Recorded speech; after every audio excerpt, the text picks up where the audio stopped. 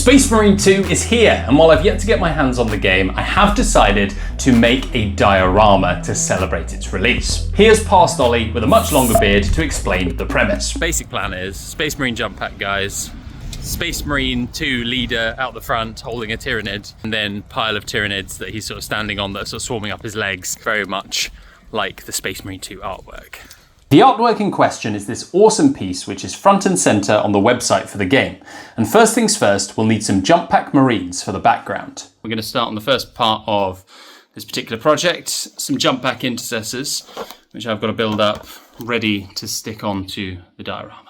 While I speed through that, just wanted to ask that if you're enjoying the video, like it and subscribe to the channel to get notified about my next project. With his squad ready, we're going to need an awesome TITUS to be the focal point for this diorama. Here's where I need to give a massive shout out to Discord member Wumpus McGrumpus, brilliant name by the way, who about a year ago when I was first planning this project, before Space Marine 2 got delayed for a year, sent me the Target exclusive Space Marine board game. And it just so happens that this board game contains an exclusive TITUS model. Now, even at the time, people said this wasn't the best sculpt for this Ultramarines hero, but we're only going to be using it as the basis for a conversion, and he's going to be throttling a Tyranid just like he is in the artwork. So from the bits box, we've managed to get this little doodad, which we're going to try and slot onto old TITUS. Only have one shot. Wish me luck.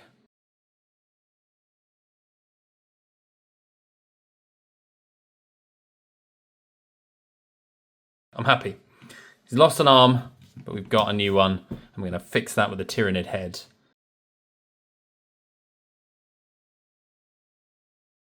While I had the snips out, I also built the whole pile of termagants from the Space Marine board game to give me some good bodies for the diorama. But for good measure, I'm also adding these spare Raveners who I got in a job lot and who've never been part of a full squad. I wasn't sure what to make the base of the diorama out of, so I decided to use polystyrene. I cut off a piece which would serve my purposes and started arranging models. Given that the models are made out of styrene, I thought it stood to reason that the glue might stick to the polystyrene, and I'm pleased to announce that, minus a few melted holes, I was correct. I didn't stick down the Marines because I wanted to be able to use them separately.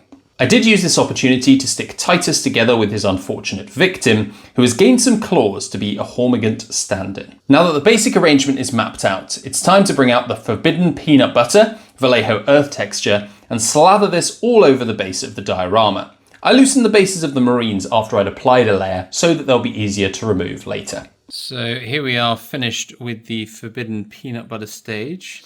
Some of my favourite parts are this Tyranid getting his head blown off by a plasma pistol.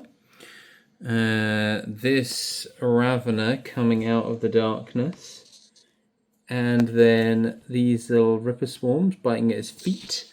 And these Ripper Swarms were kind of half buried, coming up to attack this guy. He doesn't know what's hit him. So we'll wait for this to dry and then we'll give it a prime. I primed the whole thing with Vallejo black, and we can begin the painting stage with the Tyranids. I want these guys to form the backdrop to our heroic Marines, and I want to get to a really cool effect with as little time expenditure as possible. To this end, I start with white paint through the airbrush onto the bodies. I'm not too worried about being neat at this stage, as I'll be coming back in for brown tones for the ground later. Once that's dry, I thin down Reichland Flesh Shade with Lahmian Medium and spray this all over the Tyranid bodies. On to brushwork with AK Interactive Amethyst Blue, a lovely deep purple. This is applied onto all the carapaces of the Tyranids. So here we are on the diorama. We've got some purple made up. And we've got a friend here painting some Tau. Some stealth suits. Stealth suits, yeah, sure, stealth suits. Yes, they're coming out so good. With the Carabao Crimson, I focused this around the heads and little vents in their arms and legs. I highlighted up the backs of the Tyranids and painted their claws black. If you're interested in seeing that process in more detail, I recommend this video from a year ago where I go in depth into that process. Tyranids done, it's time to focus on our man TITUS, and because he already has a fully painted Nid in his grasp, we can't use the airbrush like we will be for the assault intercessors a bit later. Beginning with his deep blue ultramarine armour, up first a coat of deep Prussian blue over the whole model. Once that's dry, I apply Vallejo medium blue over all the armour panels, leaving the dark Prussian blue behind in the darkest areas. I really like this method as it means I don't have to mess around with shading and the armour panels really stand out. Now I mix 50-50 medium blue and ice blue for my first highlight. This is a classic heavy metal edge highlight around all the armour panels. On the knee pads and shoulder pads, I draw a small circle towards the top to represent a reflection on the curved surface. I use pure ice blue for the sharpest edges, always inside of an area that previously was that 50-50 mix. Finishing the rounded panels, I glaze dark Prussian blue and medium blue to smooth the transition. With the armour looking sufficiently polished, it's time to move on to the other base coats around the model. Gold parts were painted with Vallejo brass, white grey for his loincloth. I also freehanded the Ultramarines chapter symbol with this colour, neatening up with blue afterwards. His other shoulder also got a coat of the same white-grey and then carmine red for the surrounding burst. It was at this point I applied dark sand to the purity seals on the shoulder. While the armour doesn't need shading, the gold and purity seals got a shade of Reichland flesh shade and the white-grey parts got a coat of apothecary white. I reblocked in areas with black, like the ribbing between the armour and the chainsword, and this glorious weapon of the Emperor got an edge highlight with neutral grey, and then some scratches with the same neutral grey to show its use in the field, probably carving up the unfortunate Ravener behind him. I also dry brushed metal parts with gunmetal over the black. Rhinox hide blocks in all the pouches across the model. I'm imagining he's probably got his lunchbox in at least one of those, and now we can finish the main body with highlights. Starting with the gold, I mixed Vallejo silver into the brass and used this to highlight the edges of the chest aquila and shoulder pads. Using Scrag brown, I highlighted up the pouches and holster, using scratchy marks to give the effect of worn leather. I also used some Rhinox hide and black thinned down to very carefully write on the purity seals and parchment. We're very nearly done with Titus, but we've got to give him a grimace to match his current predicament. I base coat the face with Bugman's Glow before shading with Reichland Flesh Shade. For highlights, I add some off-white into the Bugman's Glow, keeping the paint thin to layer over the Bugmans in a natural way. Pure off-white for the eyes with a dot of black, and black with neutral grey highlights for the hair. With that, Titus is done.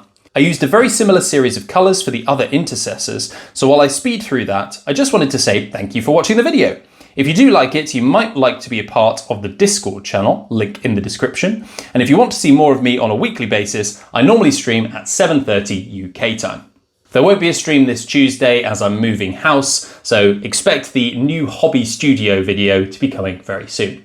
So here we are, 3 painted Space Marines with just some finishing touches to go. We're going to get the airbrush out and we're going to do a cool little piece here. I've trimmed this guy's head off so that we can do sort of plasma pistol blasting this guy.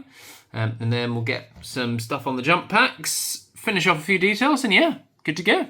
I added some plasma glow with white, green contrast paint, and then fluorescent green through the airbrush for a natural light spread. This was applied to his gun, the ground around his plasma pistol, and the unfortunate termagant that he's just splattered. I also did some glowing jetpacks, though you won't see those in the final diorama, again with white through the airbrush and then more traditional fiery colours, red and then orange. With that I applied some earth tones, mostly using reds to counteract the purple and blue of the Ultramarines, through the airbrush onto the ground around the Tyranids and my Space Marines. And so we're ready for a reveal of the completed diorama for Space Marine 2.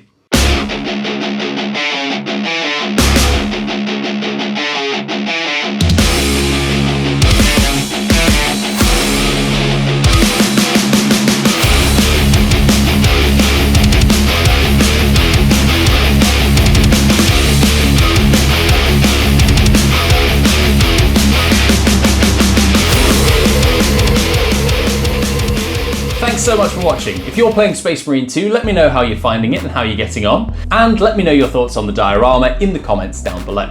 Until the next time, my name has been Ollie, this has been my hobby, and I'll see you next time. Poor little Tyranid, never knew what hit him.